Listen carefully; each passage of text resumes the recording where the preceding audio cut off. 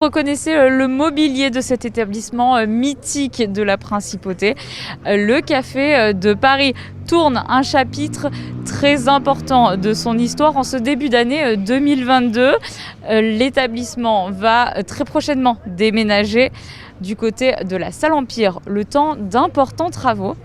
Mais il change également de directeur après 30 années quasiment passées ici au sein du Café de Paris. Stefano Brancato laisse sa place. On a une émotion normale. Bon, après, ça fait partie de la vie, donc une page qui se tourne, il faut passer à autre chose. Et surtout un petit peu de repos, détente, comparativement au temps passé. 26 ans passés ici au Café de Paris. J'imagine que vous avez des milliers d'anecdotes à nous raconter. Ce qui me vient à cœur, c'est qu'un soir, j'avais Jean-Paul Belmondo, Robert Hossein qui dînaient.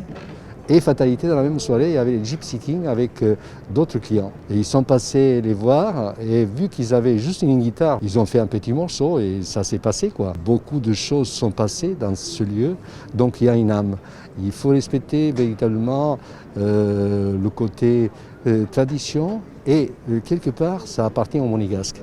Un visage connu de tous sur la place du Casino, avec son élégance à l'italienne et son sourire chaleureux. Il était en poste depuis 1995. Stefano Brancato a connu plusieurs générations d'habitués du Café de Paris. Convivialité et simplicité étaient les maîtres mots de l'ambiance qu'il souhaitait faire régner dans cette brasserie mythique. Sincèrement parlant, je ne m'y suis jamais ennuyé, véritablement. Mais pourquoi ? Il m'a semblé de faire quelque chose de différent tous les jours. C'était intense et véritablement, je l'ai fait avec passion. Bien évidemment, sans oublier effectivement le respect qu'on doit avoir pour le personnel, le côté social qui est important, essentiel, parce que si le personnel est content, les clients ils sont contents, on fait des bons services, on fait des choses qui effectivement vont dans le bon sens.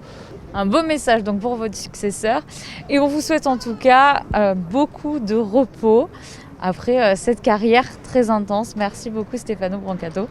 Merci. Et Patricia, vous l'aurez compris, on retrouvera Stefano Brancato prochainement sur la Principauté, on n'en doute pas, et pourquoi pas ici même sur la terrasse du Café de Paris, mais en tant que client cette fois-ci.